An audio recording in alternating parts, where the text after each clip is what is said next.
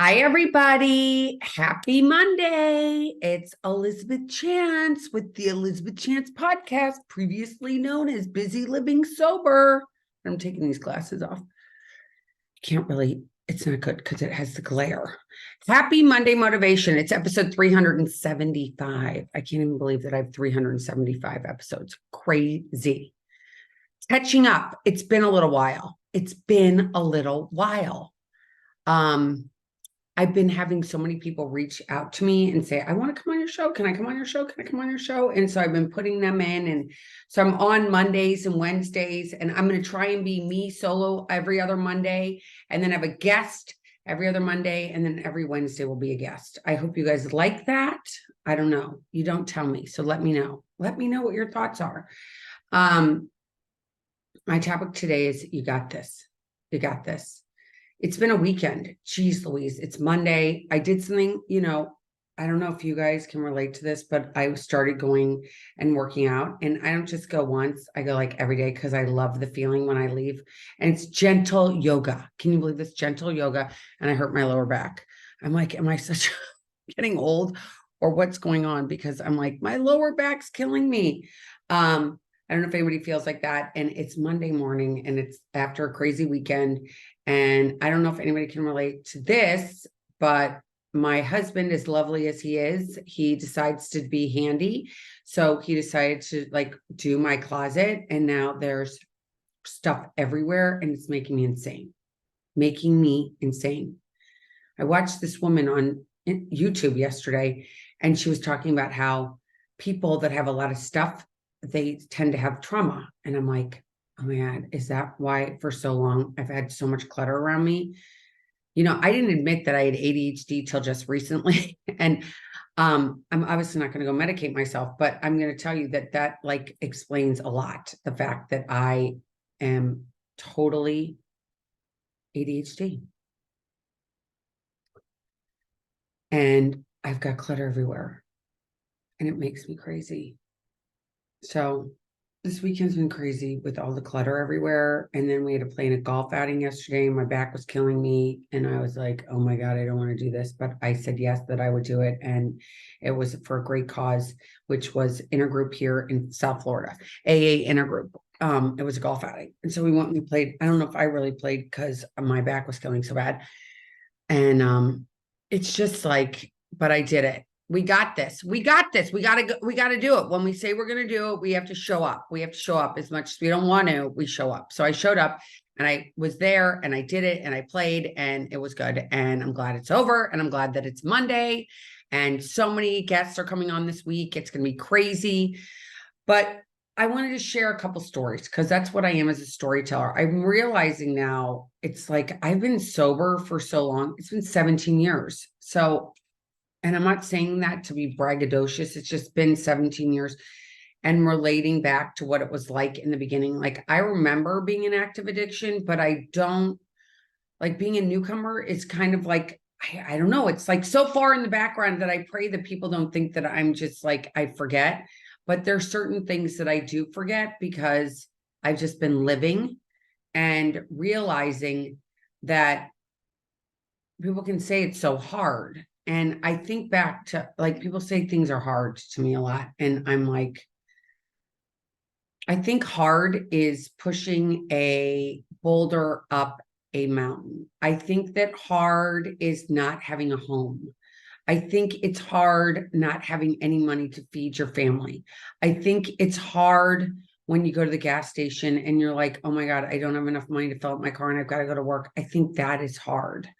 I think that we get sober, and I heard something on Jordan Peterson last night. I don't know if anybody's heard it. He recorded it 5 days ago. I'm going to put the link in my description because I just think it's worthwhile to watch it. And he talks about how we shouldn't drink because it's so bad for us and it does so many things to our bodies. And not only does it do it to our bodies, but it's mental, right? So we put it in, it makes us go out and we do things we definitely wouldn't normally do. We get, it's makes us more angry. He said it makes us more angry. And it's nothing good happens when you're drinking. Nothing good really happens. I understand we can get a little if you can drink like one drink, I think it's like great, but for me, I never could. So having that drink, and I understand it relaxes you and it makes your brain stop, but it is a poison. And realizing that this poison, this alcohol, had such a hold on me for so long. And Jordan said that the actual alcohol companies that make alcohol, promote how hard it is to quit. I was like, wow, they're the ones that say that it's hard. I know it's really hard to quit cigarettes. I know it's really hard to quit. If you have an eating disorder, that's very hard to get over because you can't not eat, right? You can't not eat and be like and live. And if you're a drug addict, you literally, if you take fentanyl, it will kill you, right? In 1 second. Alcohol will kill you. It will take a longer time. It'll take longer for a lot of people. And it can, when you could detox from it though and die. If you're a daily drinker and you drink a lot, you can die from going off of alcohol. If you aren't talking to the doctor, you need to talk to a doctor before you ever quit drinking if you're a daily drinker, because it will kill you. I know someone that died from detoxing. But if you make this decision to change, change is hard. I don't care what kind of change it is, it's hard. Change is hard. And I think that a lot of us make these decisions in moments where we're feeling very emotional, right? We're feeling emotional. For me, I'm just going to share this story. So I've always wanted to live in Florida. It's something I've always wanted to do because I'd come here and I'd be like, the ocean's here, there's palm trees, it's warm, it's always sunny, it makes me happy. I want to live here. So I was given an opportunity a long time ago to come here, and my kids were little, and I knew that the schools were not good here. So I was like, I can't move here because I couldn't afford to send my kids to private school. That was out of the question. So I couldn't move here. But when I did, it was a change, right? It was a big change. And we went to Fort Lauderdale, and that didn't work for us. And then we went to Amelia Island. That didn't work for us. And now here we are a year later in Delray. I feel like we've definitely found our spot. I don't know how long it's going to be that we're going to be here, but I can tell you right now, I'm really happy being where I live because it just is, it's my speed. I just love it. I love the energy. I love the beach. I love all of it. But it was change.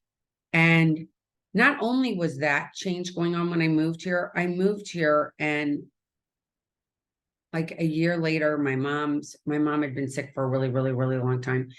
And it finally took its toll for the worst. But at the same time, it was COVID. And at the same time, my kids left, all five of them, I mean, all three of them were gone.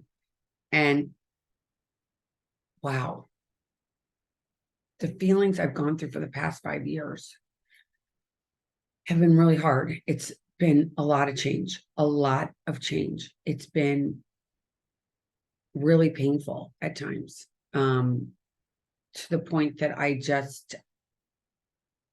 don't even know how I made it through the day. I have a very small, close-knit group of friends that I've had for most of my life, some of them. And they have been the ones that have been there to help me through this. They've been my sounding boards. You know, it's so funny. I was with one of my friends, and we both tend to just go off the rails and just talk. And I just spitball things out to her, and she doesn't judge me. And I'm so grateful for that. Knowing that these changes are going on and finding ways to go, okay, I'm going through this change and it's painful. And I sometimes act like a bitch, most times act like a bitch. Let's be honest, sometimes not all, but I do.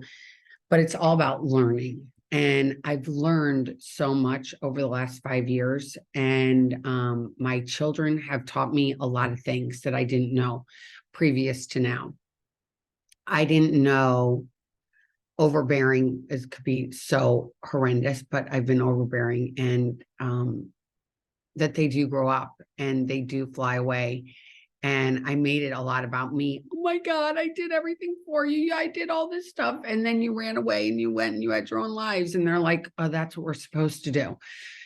And I had never really taken care of myself. I've never known what that felt like to take care of myself. I mean, I've gone and gotten sober and I did that and I took care of myself there, but it didn't prepare me for the feelings of loss that I had when my kids left. And what was I going to do? And I don't know if boredom's the right word, as like chaotic it was. It was really chaotic. And it was really like feelings going up and down and up and down and up and down and up and down. And because I don't drink and I'm sober, I don't smoke weed, I don't do pills, I don't do any of that stuff. And so having all these feelings really was overwhelming and sometimes really, really, really hard. And I literally just found God put people in my path that helped me get through it. It's been challenging. And now here I am at, a couple weeks from turning 55, and it is really time for me to figure out who I am and rebrand myself, I get myself into something that is worthwhile, that I can spend my time doing. And it's one of my things that I've never been able to do. And I'm just being totally forthright here. Is like, I've never been self-supporting. I've never been able to be self-supporting, declining outside contributions. And it's one of my really big goals today is to get to that place where I'm fully self-supporting, declining outside contributions. And it is a hard road to hoe at 54, almost 55, knowing, oh my gosh, how much longer can I work? And what am I going to be doing? And what is going to be successful? And I've always had an entrepreneurial spirit. Like it's been my thing is wanting to work on my own. I mean, I have had a coach. I did have a successful coaching business, which then burnt me out. And then I stopped working, and then I started, just doing this life as a wife, and that wasn't enough for me. So here I am rebranding myself and starting over and trying to just share to other people that are out there that this life is, it's difficult. It's not easy, but we got this. We can do this if we have each other and if we support each other, if we love each other, if we love ourselves. And we realize that, yes, this is a change and this is a different time in our lives and it's going to be okay. JF came home the other day and he said, I heard the best thing in a meeting. This woman shared that she was feeling really sad that all of her kids were leaving and she felt like an empty nester. And she's like, I don't want to call myself an empty nester anymore. She said, I want to call myself a bird launcher. And wow, did that resonate with me? So I launched my birds. They flew away and they do come back occasionally, but they're adults now and they have their own things that they like to do and their own ways that they want to be, getting up later or early, whatever things that they do that work for them. And I can't judge them for it. They're adults now. I have to change. They're not going to change. So I have to change the way I am when they are around and maybe be less like hovering, less going, oh my gosh, what time are you coming home? What are you doing? And then, the all jab is like, don't drink too much. And they're kind of like, Mom, we got this. We're in our 20s. And I'm like, okay, you're right. I've got to respect that. And so it's a change. It's that change of going from being the mom. I'm always going to be their mom, but I can't be that mom who's always like, sit down. Don't forget to put your seatbelt on. Don't put your napkin on your lap. Don't forget to look at somebody in the eye when like, that's done. I've already raised them. It's time for them to fly. And now it's time to put the oxygen mask on myself. And I'm having the best time interviewing people. I think it's been really fun so far. And I have an amazing list of guests that are coming on in the future that are going to be able to share their stories.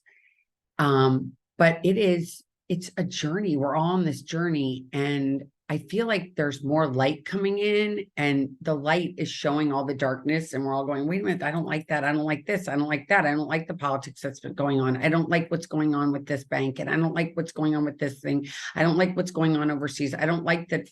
And we're able to say these things today because the light's shining on it. And we can say, I see that. I don't want that anymore. I want to change this.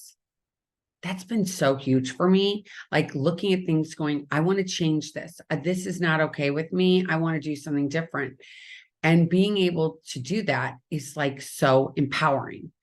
And if you've ever been like I have, where you were always what everybody else wanted you to be, I always was what everybody else wanted me to be. And now that I'm almost 55, it's so liberating to say, I don't care what anybody else wants me to be. I've got to be what I want to be. And I have to feel those feelings of that feels good and acknowledging it. And that doesn't feel good. And this group of friends that I was with for this time was great, but I don't feel it anymore. And I'm going to move over here and going, that's okay. That's okay. I heard somebody today share that the person has 17 days of not drinking, and all of their friends, and I always love to do quote friends, were the people that he went and met at the bar.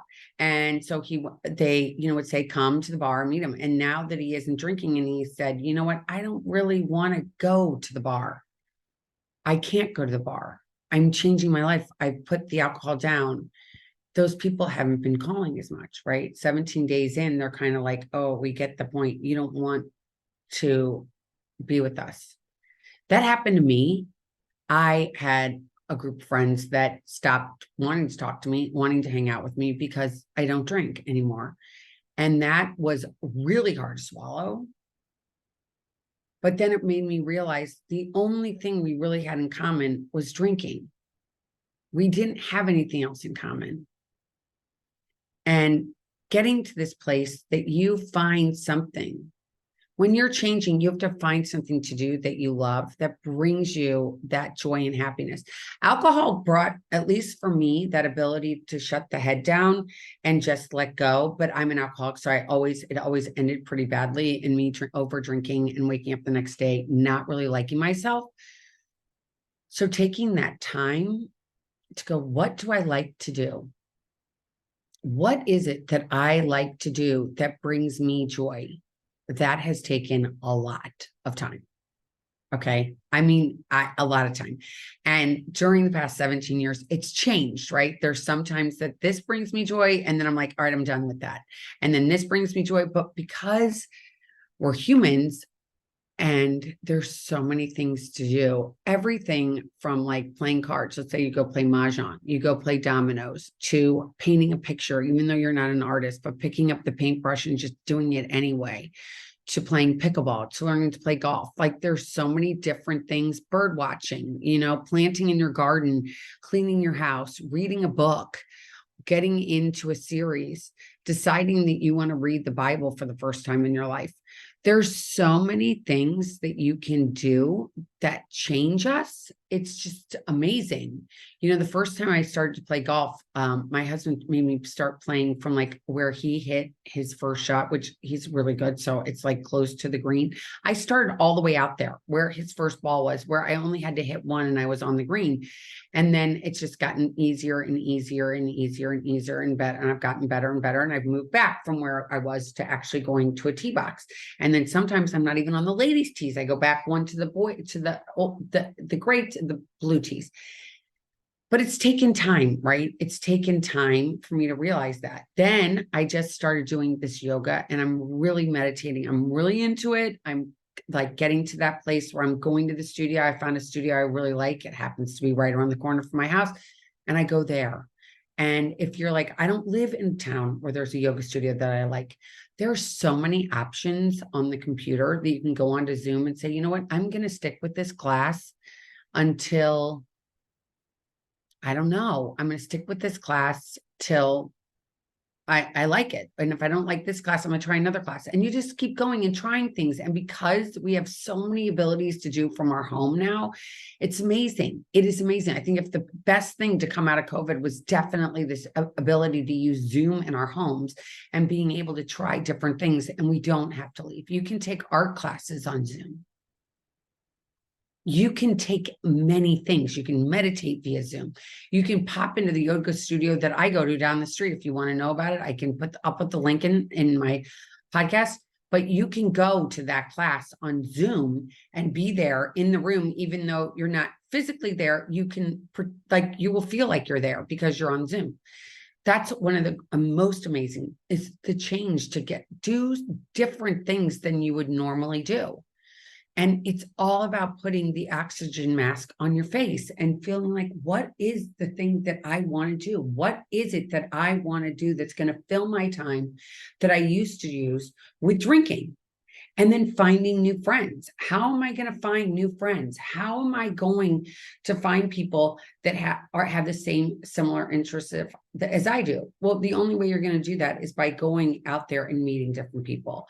And I understand if you live on one of these either coasts, there's lots of options for you to get out, and you can go to meetups, you can go, there's tons of things. Go to AA meetings, you can do whatever it is you want to do.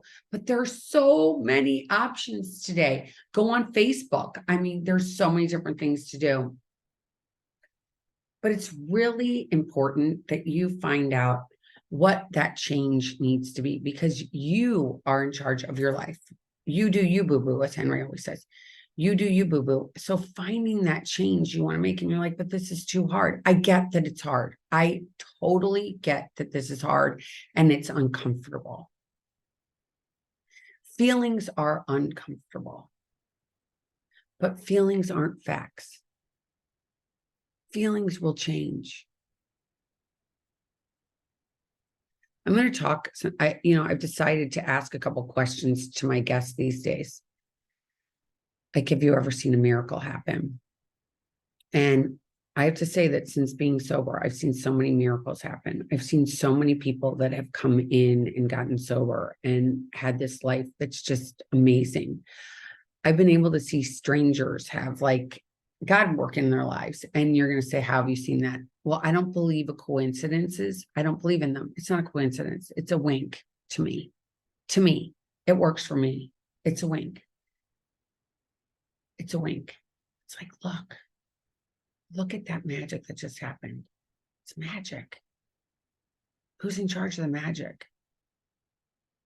Your higher power, whoever that is for you. Is it God? Is it Allah? Is it Buddha? Whatever it is, having that thing that's bigger than you is so important in our life. Going through life with nothing bigger than ourselves is so lonely, because human beings let us down. Human beings are fallible. Human beings do things that make us upset. Human beings will hurt other human beings.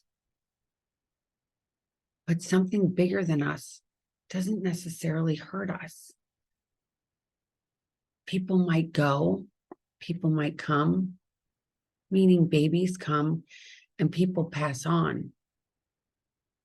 And when people pass on, it feels so uncomfortable because we miss them so much. The loss is huge. But if we believe in something like heaven, which I do, and they've never gone anywhere, they're just not here physically. Just like God, they're not here physically, but we can feel them. If we get quiet,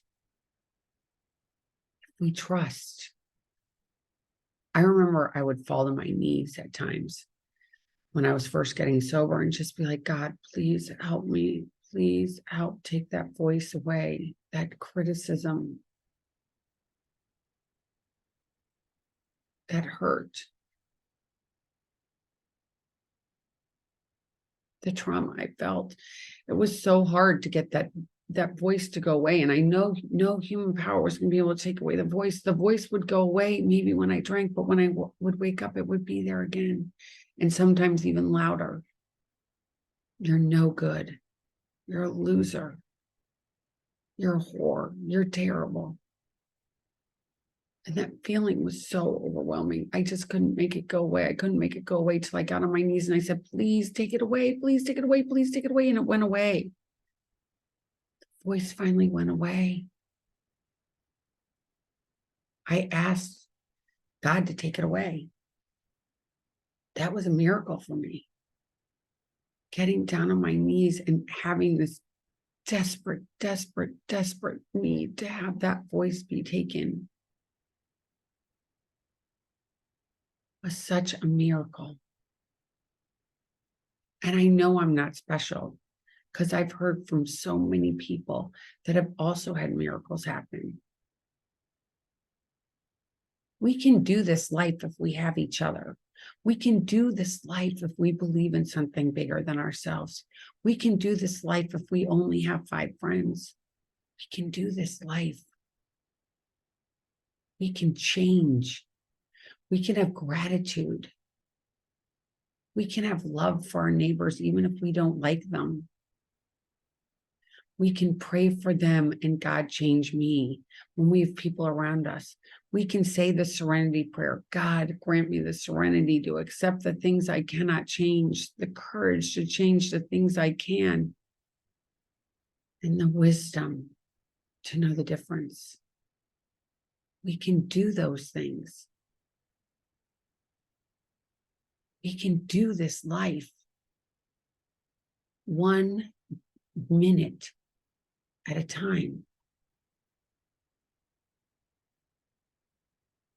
Love is such a huge feeling. Hurt is such a huge feeling.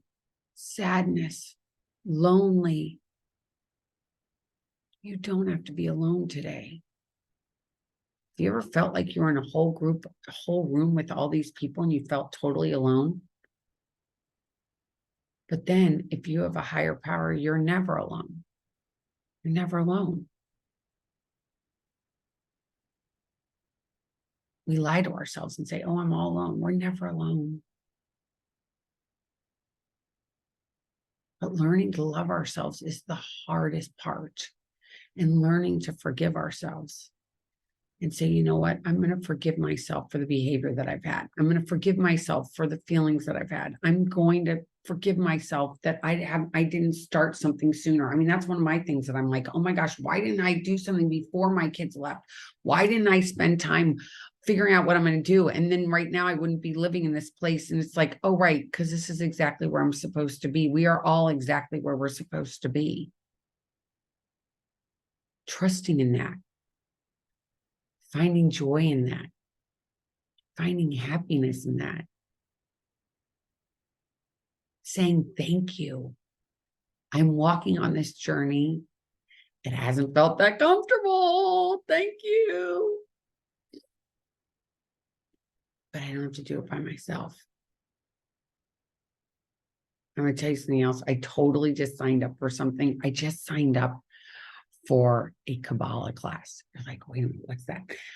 It's a mystical Jewish religion, and they have classes online at the Kabbalah Center. But I luckily can go drive down the street to Boca and go to one in person.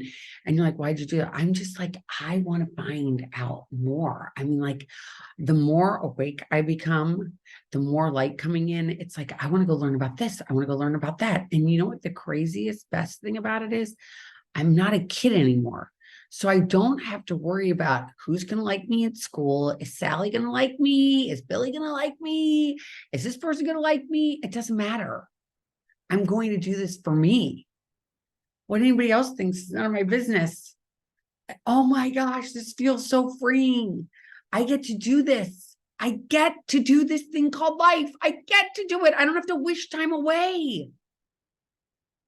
I get to do these things. I get to give myself an Elizabeth 4.0, 5.0, whatever it is. I don't even know, probably 20.0 to be honest. But anyway, I get to do this. I get to take this time to take care of me, figure out how I tick, figure out what's important to me. Get to do this just as much as you get to do it.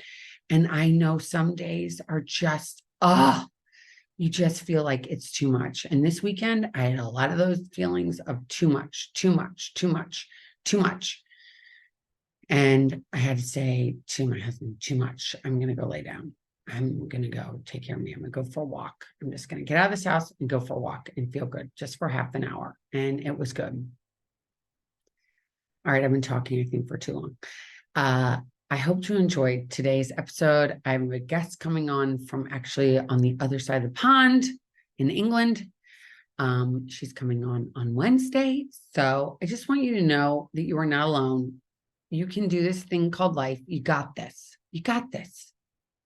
I understand it's hard. I understand. I get it. It's hard. It's hard. It's not easy, but you can do it. You're not by yourself. You can always reach out to me at elizabeth@elizabethchance.com. And I promise I'm going to respond. And if you have any questions for me or any topics you want me to talk about, please bring them. And until the next time you get me one-on-one, enjoy your life. Make yourself a priority. Embrace things. Say thank you. Say I love you to your loved ones. I love you. At the end of the day, that's all that's important, is that family of yours. It's just important. I miss mine so much, but it's okay. I love them and they know I love them. And that's the only thing I have to worry about, is loving me. So love you today. I'll talk to you soon. Take care. Bye.